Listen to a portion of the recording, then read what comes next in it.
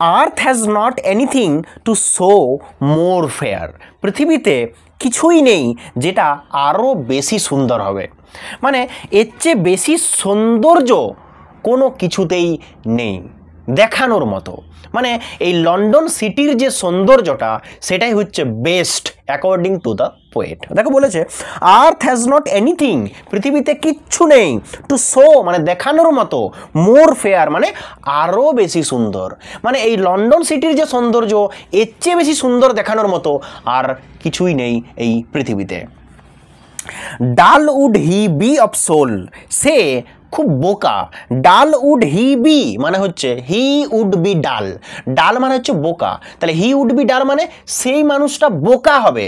Of soul, soul মানে আত্মার দিক থেকে সেই মানুষটা বোকা হবে। হু কুড পাস বাই, যে পেরিয়ে চলে যাবে, পাস বাই মানে পেরিয়ে চলে যাওয়া। তাহলে দেখো এত অসম্ভব একটা সুন্দর দৃশ্যকে যে দেখেও না দেখার ভান করে পেরিয়ে চলে যাবে, পাশ কাটিয়ে চলে যাবে, সে হচ্ছে সবচেয়ে বোকা মানুষ। নমস্কার বন্ধুরা, দেখো আজকে আমি আলোচনা করব ওয়েস্টমিনিস্টার ব্রিজ, আপন ওয়েস্টমিনিস্টার ব্রিজ যে পোয়েমটা রয়েছে ক্লাস 11-এর এই নতুন সিলেবাসের সেমিস্টার 1-এর। ওকে, সো সেমিস্টার 1-এ এই পোয়েমটা রয়েছে, যেটা আগের বছরও ছিল, মানে আগের সিলেবাসে এই পোয়েমটা ছিল আর এই নতুন সিলেবাসেও এই পোয়েমটা আছে। ওকে, সো দেখো পোয়েমটার নাম হচ্ছে কম্পোজড আপন ওয়েস্টমিনিস্টার ব্রিজ, সেপ্টেম্বর 3, 1802। ওকে, মানে পুরো পোয়েমটার নাম হচ্ছে কম্পোজড আপন ওয়েস্টমিনিস্টার ব্রিজ, সেপ্টেম্বর 3, 1802। এটাকে শর্টে আপন ওয়েস্টমিনিস্টার ব্রিজও বলা হয়। ওকে, দেখো এই পোয়েমটার লেখক, মানে এই লেখক বলবো না, এই পোয়েমটার পোয়েট যিনি, তার নাম হচ্ছে উইলিয়াম ওয়ার্ডসওয়ার্থ। পোয়েমের পোয়েট যিনি, তার নাম হচ্ছে উইলিয়াম ওয়ার্ডসওয়ার্থ। উইলিয়াম ওয়ার্ডসওয়ার্থকে নেচার ওয়ার্শিপার বলা হয়। নেচার ওয়ার্শিপার, বা তাকে আমরা রোমান্টিক পোয়েটও বলতে পারি, রোমান্টিক পোয়েট। ওকে, সো রোমান্টিক পিরিয়ডে যে সমস্ত পোয়েটরা এই নেচার সম্পর্কে পোয়েমগুলো লিখেছেন তাদেরকে আমরা রোমান্টিক পোয়েট বলবো। ওকে, সো দেখো উইলিয়াম ওয়ার্ডসওয়ার্থ ওয়াজ আর রোমান্টিক পোয়েট। তার জন্ম 1770 সালে এবং তার মৃত্যু 1850 সালে। 1770 সালে তার জন্ম আর 1850 সালে তার মৃত্যু। আমরা এই পোয়েমটার টাইটেল সম্পর্কে জানবো ভালোভাবে, আগে রাইটার সম্পর্কে জেনে নিই। দেখো William Wordsworth was one of the pioneers of the English romantic movement. এই যে ইংলিশ রোমান্টিক মুভমেন্ট, হ্যাঁ, তার পিওনিয়ার্সদের মধ্যে একজন, মানে প্রথম সারির যে পোয়েটরা ছিলেন তাদের মধ্যে পথিকৃৎ একজন। ঠিক আছে, মানে পথ দেখাতেন তিনি, ঠিক আছে, পথ দেখিয়েছিলেন এই রোমান্টিক পোয়েটদেরকে। Okay, so William Wordsworth was one of the pioneers of the English romantic movement. Some of his noted works include lines composed of few miles above Tintern Abbey, এগুলো তার বিখ্যাত poem. Okay, ode on the imitations of immortality, prelude, এগুলো তার পোয়েমের নাম। ওকে, আচ্ছা, এরপর দেখো এখানে কি বলেছে, the poet is touched by the untainted beauty of the morning, untainted beauty of the morning. Okay, মানে the poet is touched by the untainted beauty of the morning over the city of London. মানে London শহরের, হ্যাঁ, যে খুব সুন্দর সকাল, ঠিক আছে, আনটেন্টেড বিউটি, অসম্ভব সুন্দর একটা দৃশ্য সকালে, ঠিক আছে, সেই সুন্দর দৃশ্যটা তিনি এই পোয়েমের মাধ্যমে বর্ণনা করেছেন। ঠিক আছে, আমি একটু বলি এর ব্যাকগ্রাউন্ডটা। খুব সকালে, একদম আর্লি মর্নিংয়ে, হ্যাঁ, যখন কোনো মানুষ, লন্ডন শহরের কোনো মানুষ তাদের নিজস্ব কাজ স্টার্ট করেনি, কোনো দোকান এখনও খোলেনি, ঠিক আছে, কোনো জাহাজ এখনও নদীতে মানে স্টার্ট করেনি তাদের যাত্রা, ঠিক আছে, সেই সময় পোয়েট অ্যান্ড হিজ সিস্টার, ঠিক আছে, তো উইলিয়াম ওয়ার্ডসওয়ার্থ এবং তার সিস্টার ডরোথি ওয়ার্ডসওয়ার্থ, ঠিক আছে, তারা দুজন মিলে যাচ্ছিলেন ফ্রান্স। ওকে, সেটা কোথা দিয়ে যাচ্ছিলেন, ওই লন্ডন ব্রিজ, মানে ওই যে ওয়েস্টমিনিস্টার ব্রিজ দিয়ে যাচ্ছিলেন, কোথায়, ফ্রান্স যাচ্ছিলেন। ওকে, আচ্ছা, তো দেখো in his poem তার কবিতায় Wordsworth describes the pure and peaceful beauty of his city, তার শহরের যে peaceful beauty, pure and peaceful beauty of his city, তার শহরের অসম্ভব সুন্দর যে দৃশ্য বা সৌন্দর্য সেটা তিনি ডেসক্রাইব করেছেন। বিফোর দ্য বাসল অ্যান্ড হারি of the day have started, মানে দিনের শুরুতেই যখন প্রত্যেকটা দোকান স্টার্ট হয়ে যায়, দোকানে বিভিন্ন লোক আসা যাওয়া করে, সমস্ত লোক তাদের নিজস্ব কাজ স্টার্ট করে, সেই সময় প্রচণ্ড তাড়াহুড়ো হয়, হারি হয়, বাসল হয়, চেঁচামেচি হয়, চিৎকার চেঁচামেচি হয়। এই সমস্ত জিনিসগুলো স্টার্ট হওয়ার আগেই একটা শান্ত পরিবেশ, ঠিক আছে, যে থাকে, সেই শান্ত পরিবেশটা, বিউটিটা, সৌন্দর্যটা বর্ণনা করেছেন William Wordsworth in the early morning. Okay, the poet described the beauty of the London city in the early morning while he and his sister were going to France. Okay, আচ্ছা, এটা হচ্ছে এই পোয়েমের মূল বিষয়বস্তু। The poet is moved by the somnolent beauty of the morning, মানে এই সকালের যে অসম্ভব সৌন্দর্য, বিউটি, যে সৌন্দর্য, ঠিক আছে, সেটাতে তিনি মুগ্ধ হয়ে গেছেন, ঠিক আছে, moved, that wraps of the city in tranquillity, যেটা কি করেছে, এই অসম্ভব সৌন্দর্যটা, হ্যাঁ, এই শহরটাকে যেন র্যাপস করে দিয়েছে, র্যাপস আপ মানে কাভার করে দিয়েছে, ঢেকে রেখেছে যে অসম্ভব সৌন্দর্যটা। দেখবে এক জায়গাতে বলেছে, এই পোয়েমটাতে পড়তে পড়তে আমরা পাবো যে শহরটা যেন সকালের সৌন্দর্যকে পরে আছে, ঠিক আছে, যেমন আমরা ড্রেস পরি আমাদেরকে সুন্দর দেখানোর জন্য, similarly as if the city wires the beauty of the morning, সকালের যে সৌন্দর্য সেটা যেন পরে আছে এই লন্ডন সিটিটা। Okay, so let's come to the text. দেখো, আমরা পোয়েমে আসি। Earth has not anything to show more fair, পৃথিবীতে কিছুই নেই যেটা আরও বেশি সুন্দর হবে, মানে এর চেয়ে বেশি সৌন্দর্য কোনো কিছুতেই নেই দেখানোর মতো। মানে এই লন্ডন সিটির যে সৌন্দর্যটা সেটাই হচ্ছে best according to the poet. দেখো বলেছে, আর্থ হ্যাজ নট এনিথিং, পৃথিবীতে কিচ্ছু নেই, টু শো মানে দেখানোর মতো, মোর ফেয়ার মানে আরও বেশি সুন্দর, মানে এই লন্ডন সিটির যে সৌন্দর্য এর চেয়ে বেশি সুন্দর দেখানোর মতো আর কিছুই নেই এই পৃথিবীতে। Dull would he be of soul, সে খুব বোকা। ডাল উড হি বি মানে হচ্ছে হি উড বি ডাল, ডাল মানে হচ্ছে বোকা, তাহলে হি উড বি ডাল মানে সেই মানুষটা বোকা হবে। অফ সোল, সোল মানে আত্মার দিক থেকে সেই মানুষটা বোকা হবে।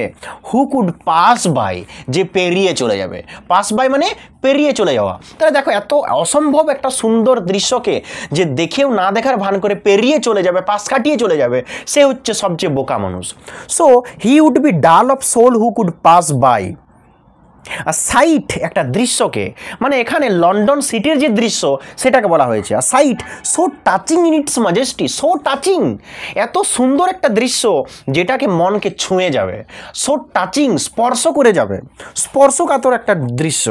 ইন ইটস ম্যাজেস্টি, ম্যাজেস্টি মানে হচ্ছে এটার সৌন্দর্যে, এই লন্ডন শহরের সৌন্দর্যে এটাকে এত সুন্দর লাগছে, এত টাচিং লাগছে যে এত সুন্দর একটা দৃশ্যকে যদি কেউ পেরিয়ে চলে যায় না দেখে, তাহলে সেই মানুষটাকে বোকা বলছেন পোয়েট।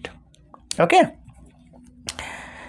এবার দেখো এই শহরটাকে সুন্দর, এত সুন্দর কেন বলছে, শহরটাকে মানে শহরটার এবার বর্ণনা করছেন পোয়েট। দেখো, দিস সিটি, এই শহরটা নাও এখন, ডোথ, ডোথ মানে হচ্ছে ডাজ, এটা হচ্ছে পোয়েটিক ইউজ, আগেকার দিনে ডোথ লেখা হতো, ঠিক আছে। দিস সিটি, এই শহরটা নাও এখন, ডোথ মানে ডাজ, লাইক আ গার্মেন্ট মানে গার্মেন্টের মতো, পোশাকের মতো, ড্রেসের মতো, ঠিক আছে।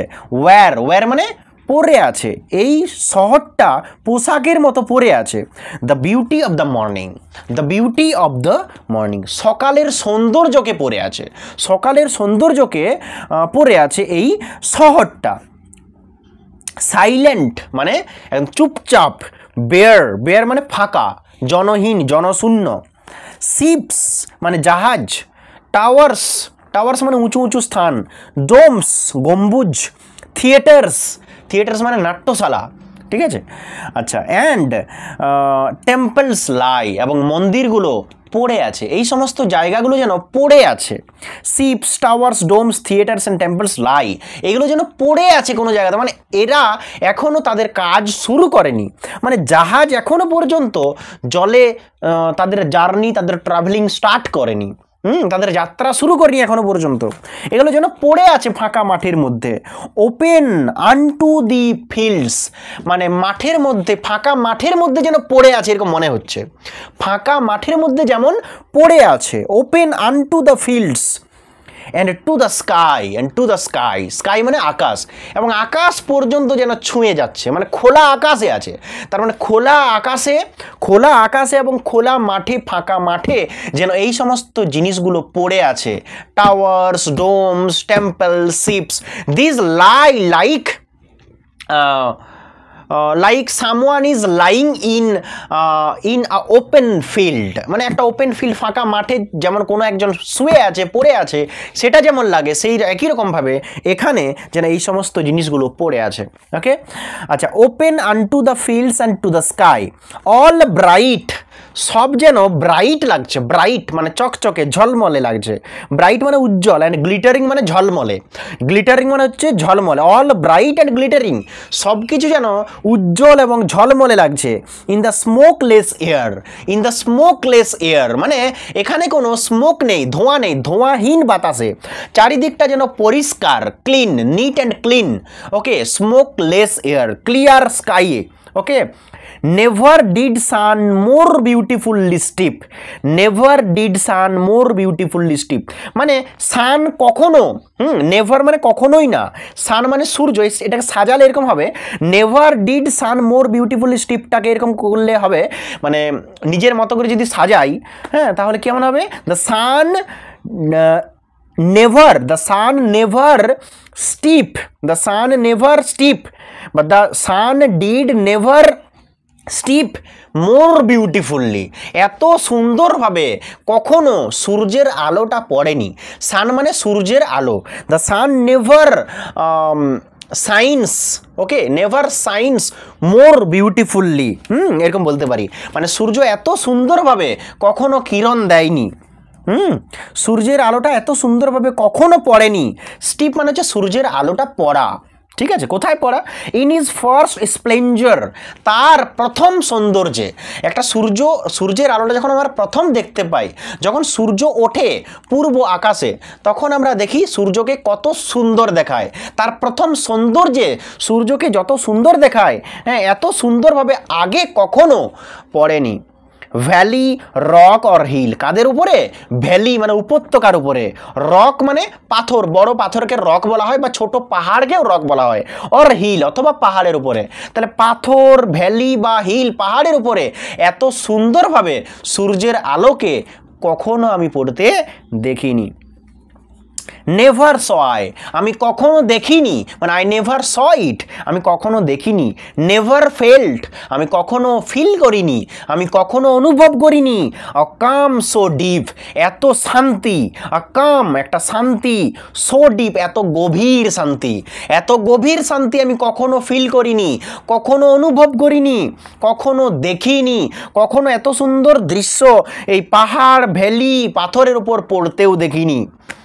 The river glide at his own sweet will, river মানে নদীটি, এখানে টেমস নদীর কথা বলা হচ্ছে, টেমস নদী, টেমস নদী কখনো কি হয়নি, গ্লাইডস, গ্লাইডস, এটা গ্লাইডস, ঠিক আছে, পোয়েটিক ইউজ গ্লাইডেতে লেখা আছে, দেখো এটা হচ্ছে গ্লাইডস, মানে কি বলবো, গ্লাইড মানে বয়ে যাওয়া, ফ্লোজ, বয়ে যায়নি মানে যায় আর কি। দ্য রিভার গ্লাইডেথ মানে the river glides at his own sweet will, the river glideth at his own sweet will মানে নদীটি বয়ে যায়, কিভাবে বয়ে যায়, তার নিজের ইচ্ছা মতো, ওন সুইট উইল, তার নিজের ইচ্ছা মতো, নিজের মতো করে নদীটি যেন বয়ে যায়।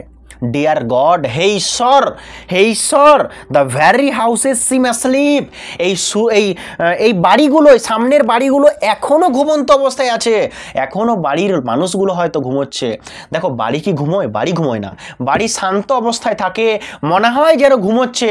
কখন? যখন বাড়ির ভেতরের মানুষগুলো ঘুমোয়।